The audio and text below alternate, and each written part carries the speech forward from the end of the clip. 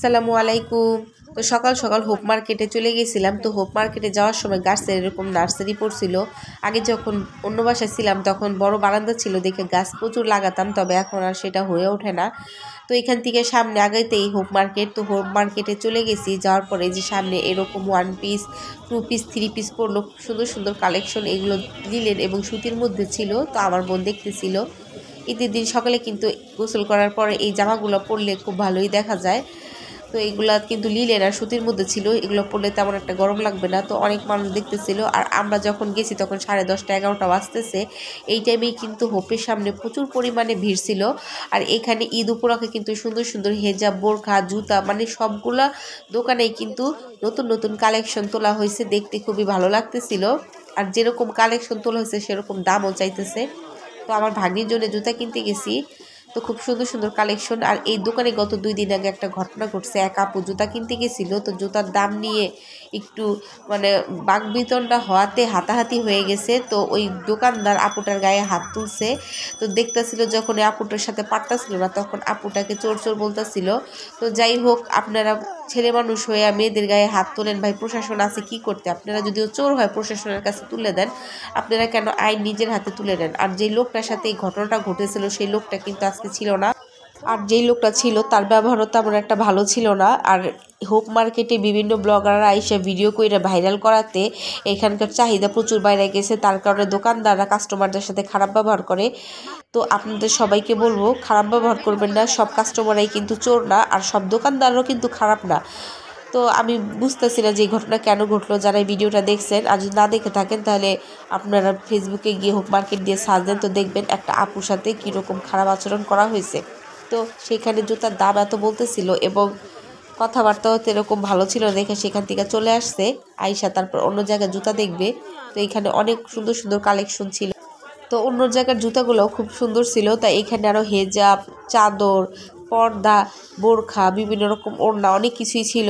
তো আমরা কিন্তু এই যে হোপের এই ঘটনাটা কিন্তু জানতাম না। তো এখানে যে দোকানটাতে আমরা প্রথমে গেলাম জুতা কেনার জন্য, সেই দোকানদারই কিন্তু বলতেছিল। তো অনেকগুলো দোকান ঘুরা ভাগ্নির এই জুতাটা অনেক পছন্দ হয়েছে, তো এটাই নিয়ে নিলাম। আর এখানে যে জুতাগুলো ধরতেছি সব ফিক্সড প্রাইজে বলতেছে, তো ফিক্সড প্রাইজে এই জুতাটা নিয়ে নিছে। তো এখানে আর অনেক সুন্দর সুন্দর কালেকশন আছে, এই যে আপনাদের একটু দেখায় দিই।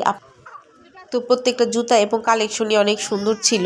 যে জুতাটাই ধরতেছিলাম খুবই ভালোই লাগতেছিল। তো ভাগ্নির এটা পছন্দ হওয়াতে ওইটা নিয়ে নিছে। এই যে দেখেন কিছু কিছু কালেকশন, স্লিপার আছে, হিল আছে, সবগুলো জুতাই সুন্দর। তো এখানে আমি এই জুতাগুলো যে ঠিক মতো দেখাবো তাও পারতেছিলাম না, ইয়াফি আবার বলেছিল, বারবার ক্যামেরাটা নড়াইতেছিল। তো আমি আমার বোন আমার 2 ভাগ্নিকে নিয়ে আর ইয়াফিকে নিয়ে গেছিলাম এখানে। তো এই যে টাকাটা দেওয়া হয়ে গেছে। তো সামনে যখন আরও গেলাম হোপের ওইদিকে, তো দেখলাম যে বাচ্চাদের জন্য অনেক ছোট ছোট সুন্দর সুন্দর কিউট কিউট জামা। এই যে আমার ভাগ্নির এটা পরায় দেখতেছিল, এটা একটা সিঙ্গেল কোটি ছিল, দেখতে খুবই সুন্দর ছিল। এটা যে কোনো জামা বা গেঞ্জির সাথে পরতে পারবে। তো এটার সামনে দিয়ে ডিজাইন ছিল প্রিন্টের একটা জর্জেটের কাপড়ের মধ্যে। তো এইখানে শোরুমের ছোট ছোট বাচ্চাদের অনেক সুন্দর সুন্দর জামা ছিল, 1 বছর থেকে 8 বছর 7 বছর পর্যন্ত বাচ্চাদের। তো এগুলো সব ছোট জামাগুলো 150 করে চিল্লাইতেছিল। এই যে দেখেন কালেকশনগুলো, আসলে এত পরিমাণে ভিড় ছিল যে একটা একটা করে আপনাদেরকে দেখাবো সেটা সম্ভব ছিল না। তো এই কালেকশনগুলো আমার দেখে খুবই পছন্দ হয়েছে, কিন্তু আমার ভাগ্য খারাপ যে আল্লাহ পাক আমাকে একটা কন্যা সন্তান দেয় নাই, যে কন্যা সন্তান দিলে আমি এখান থেকে নিয়ে আর কি পড়াতে পারবো, এরকম আর আমার ভাগ্যতে হয় নাই। কারণ মেয়েদের এত সুন্দর সুন্দর জামার কালেকশন এখানে দেখলে শুধু কিনতেই ইচ্ছা করে। তো আমার ভাগ্নির জন্য এই একটা জামা পছন্দ হয়েছে, আরও আমার বোন দেখতেছিল, তো এই জামাটা নিয়ে নিছে। তো এখান থেকে দেখার পরে একটু সামনে আগায় গেলাম। তো এখানে দেখলাম যে অনেক সুন্দর সুন্দর পাঞ্জাবিও আছে, আর পাঞ্জাবির দোকানেও এত পরিমাণে ভিড় ছিল যে সামনে থেকে দেখার কোনো সুযোগ ছিল না। তাই আমি এক সাইডে দাঁড়ায় দেখতেছিলাম এবং ভিডিও করতেছিলাম। খুবই সুন্দর সুন্দর পাঞ্জাবি ছিল এখানে। তো আপুরাও কিনতেছিল তাদের ভাইয়াদের জন্যে, আর আমার কোলে ইয়াফি ছিল, যার কারণে আমি ওইখানে যে একটু সামনে গিয়ে তাদের সাথে দেখবো সেই সুযোগটাও ছিল না। তো এই যে দেখেন খুবই সুন্দর সুন্দর কালেকশন। তো চেষ্টা করব আরও একদিন যে আপনাদেরকে সামনের থেকে প্রত্যেকটা জিনিস ভিডিও করে দেখানোর জন্য। তো এখানে এক আপু একটা পাঞ্জাবি ধরছে, পাঞ্জাবিটা দেখেন খুবই সুন্দর ছিল। এই যে এগুলো সব 300 টাকা করে ছিল। এই যে দেখেন এই পাঞ্জাবিটা খুবই সুন্দর ছিল। আর এটা কিন্তু সুতির কাপড়ের মধ্যেও ছিল না বা লিলেনের মধ্যেও ছিল না, একটা ভালো একটা ফেব্রিকের মধ্যে ছিল, খুবই সুন্দর ছিল কাপড়টা। তো আমরা হোপ মার্কেট থেকে চলে এসেছি। আর এই যে হোপের থেকে আসার পরে কী কী কিনলাম সেটাই আপনাদের মাঝে শেয়ার করতেছি। তো যে ভাগ্নি বললাম যে জুতাটা খুব পছন্দ হয়েছে, তো এই জুতাটা নিয়ে নিছে। এই জুতাটা ওর খুবই পছন্দ হয়েছে এবং ও ঈদের যে জামা নিছে সে জামার সাথে এই জুতাটা ম্যাচিং হয়ে গেছে। তো আমি নেক্সট ভিডিওতে চেষ্টা করব আপনাদেরকে ওর ঈদের জামা এবং জুতা এগুলো দেখার জন্য। আর এই যেটা ঘরে পরার জন্য নিছে এই জামাটাও খুবই সুন্দর হয়েছে আর খুবই রিজনেবল প্রাইসের মধ্যে নিছে। এটা কিন্তু সিঙ্গেল ওয়ান পিস ছিল, বিশেষ করে এই ডিজাইনটা ওর অনেক পছন্দ হয়েছে। আর জাইয়ানের যে দেখাইছিলাম কোটিটা, এই যে দেখেন এই যে কোটিটা, এই কোটিটা জাইয়ানের জন্য নিছে। জাইয়ানকে ওই কোটিটা পরে খুব ভালো লাগতেছে। কোটিটা কিন্তু সামনের দিক দিয়ে ডিজাইন একটু উঁচার, পিছনে কিন্তু অনেক লং টাইপের কোটি এইটা, এই যে দেখেন।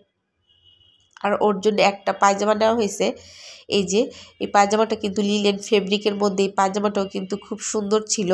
আর এটার সাথে একটা গেঞ্জি নেওয়া হয়েছে। গেঞ্জিটা আসলে ও সরাই ফেলতে দিতে চাইতেছিল না। এই যে এখানে বেগুনি কালারটা, পার্পেল কালার, সেই কালারের মধ্যে কিন্তু একটা গেঞ্জি নেওয়া হয়েছে। এগুলো আসলে সব ঘরে পরার জন্য ঈদের দিন সকালবেলা পরবে। আর নেক্সট ভিডিওতে আমি চেষ্টা করব ঈদের মার্কেটগুলো দেখার জন্য। আর এই যে ব্রেসলেটটা নিচ্ছে এইটা ওর জামার সাথে অনেক ম্যাচিং ছিল।